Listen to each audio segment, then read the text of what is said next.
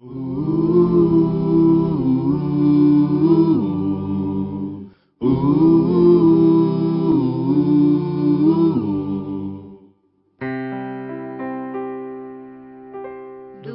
teu falar, ó Salvador, jamais vou duvidar, é encorajador. Alimento Diário, série Então Virá o Fim. Título do volume 6, A Vinda do Senhor está às portas.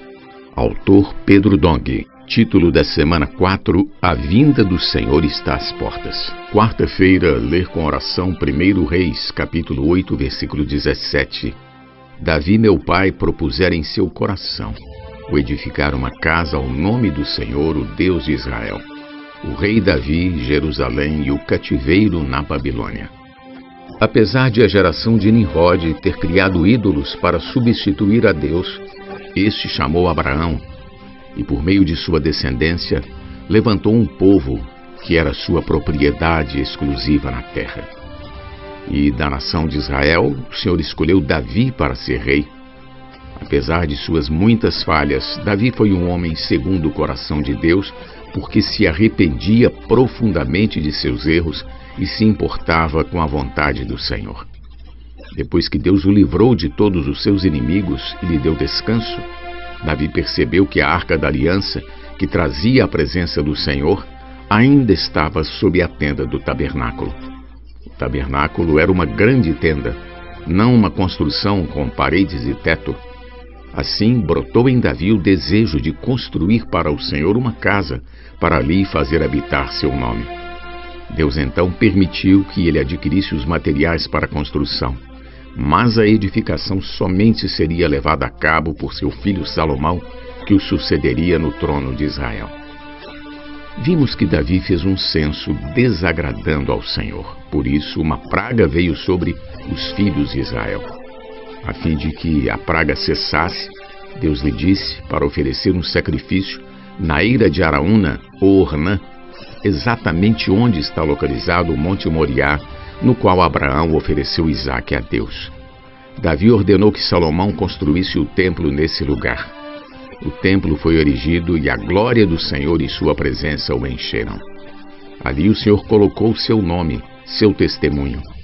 Jerusalém, a cidade onde está o templo, foi escolhida por Deus como lugar de adoração para o povo de Israel. Sendo assim, Jerusalém e o templo de Salomão são muito importantes na história do relacionamento de Deus com o povo de Israel. Sem Jerusalém e sem o templo, a história do povo judeu perderia todo o sentido. Todavia, não muito tempo depois, vários reis que governaram Israel fizeram o que era mal perante os olhos do Senhor. Assim, a rebeldia e a idolatria no meio do povo de Israel fizeram com que Deus abandonasse Jerusalém e o templo. Vemos isso descrito nos livros de Reis e de Crônicas. O Senhor havia levantado uma nação para ser sua propriedade exclusiva, mas ela se deixou influenciar pelas nações pagãs, trazendo alguns de seus ídolos para dentro de Israel e até mesmo para dentro do templo. Foi um horror. Os líderes, anciãos, mulheres e jovens, todos, em vez de adorar a Deus, adoravam ídolos. Ezequiel, então, teve visões sobre a glória de Deus retirando-se de Jerusalém e do templo, e visões sobre o exílio babilônico, advertindo-os do que ocorreria. O povo de Israel foi levado ao cativeiro babilônico no tempo do rei Joaquim. O rei Nabucodonosor mandou levar para a Babilônia os principais de Jerusalém, deixando na terra apenas o povo pobre. 11 anos depois, ocorreu a destruição total da cidade e do templo, quando todos os utensílios foram saqueados e levados à Babilônia. Infelizmente, o único povo da terra que tinha chamado para ser propriedade exclusiva de Deus foi levado ao cativeiro babilônico. Em outras palavras, Satanás arruinou o intento de Deus. A semente da Babilônia foi lançada quando a serpente encorajou Adão e Eva a ter uma vida independente de Deus. Essa semente se consolidou na cidade de Babel sob a liderança de Nimrod. Nabucodonosor derrotou o povo de Deus e o levou para o cativeiro porque se haviam tornado rebeldes e indiferentes à palavra dos profetas. No sentido espiritual, não estamos livres dessa natureza babilônica que nos impele a viver por meio de nosso velho homem, julgando-nos melhores que os outros, e nos faz achar que somos capazes de agir sem Deus, não dando ouvidos ao falar profético.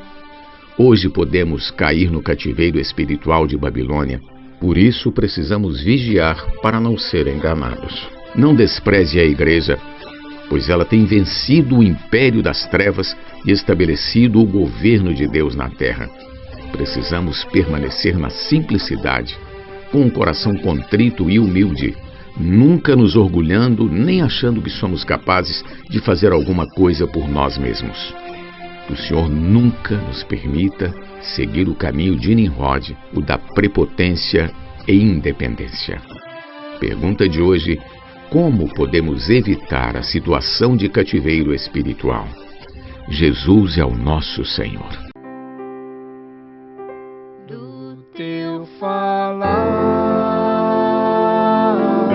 ó Salvador, jamais vou duvidar, é encorajador,